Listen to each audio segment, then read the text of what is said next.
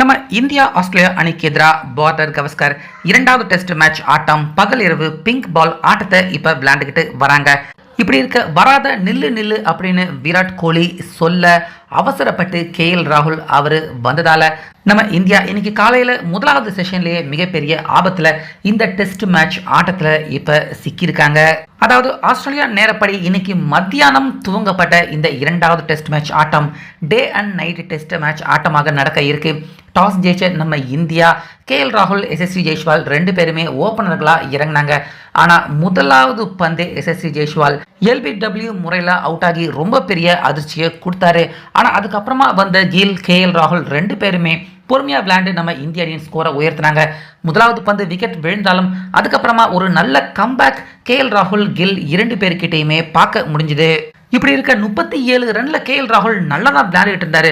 ஆனால் திடீர்னு பார்த்தீங்கன்னா பாலை ஸ்லிப்பில் தட்டி விடுறப்ப பால் பேட்டில் பட்டு ஸ்லிப்பில் நிற்கிற ஸ்வீனி ஒரு டஃப்பான கேட்சை பிடிக்க ராகுல் அவருடைய விக்கெட்டை இழந்து பரிதாபமாக பார்த்தீங்கன்னா அவர் வெளியேறிக்கிட்டு இருந்தார்.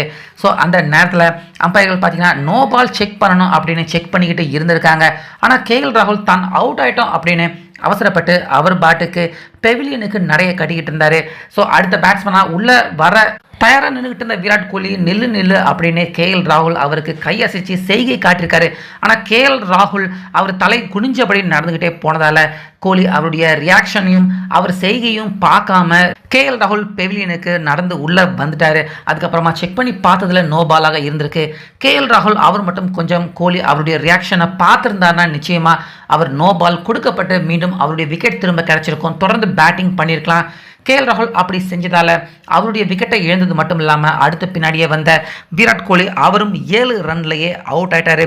மேலும் அது வரைக்கும் நல்லா விளையாண்டுக்கிட்டு இருந்த கில் ரொம்ப சுலபமான ஸ்ட்ரெயிட் பால், அந்த பால் அடிக்காம பந்த காலில் அடிக்க விட்டு மோசமான எல்பிடபிள்யூவில் கில் அவருடைய விக்கெட்டையும் இழக்க அடுத்தடுத்து நம்ம இந்தியா விக்கெட் சரிவு ஏற்பட்டு தற்போது லஞ்ச் பிரேக் வரைக்கும் நம்ம இந்தியா தடுமாறி 82 ரன்னுக்கே 4 விக்கெட்டுகளை இழந்து தற்போது நம்ம இந்தியா ரொம்ப பரிதாபமான நிலைமையில் தான் முதல் செஷன்லேயே தற்போது இருக்காங்க. ஸோ ராகுல் அந்த இடத்துல அவர் கொஞ்சம் சுதாரிச்சிருந்தாருன்னா நிச்சயமாக அடுத்தடுத்து விக்கெட் சரிவுகள் இந்தியாவுக்கு ஏற்படாமல் இருந்திருக்கும். அந்த வகையில் டே 1 முதலாவது செஷனை பொறுத்த வரைக்கும் நம்ம இந்தியாவுக்கு சாதகமில்லாத ஒரு செஷனாக தான் டே 1 முதலாவது செஷன் நிறைவடைந்திருக்கு. ஸோ வெயிட் பண்ணி பார்க்கலாம் அடுத்தடுத்த செஷன்களில் நம்ம இந்தியா எப்படி விளையாட போகிறாங்க அப்படின்னு.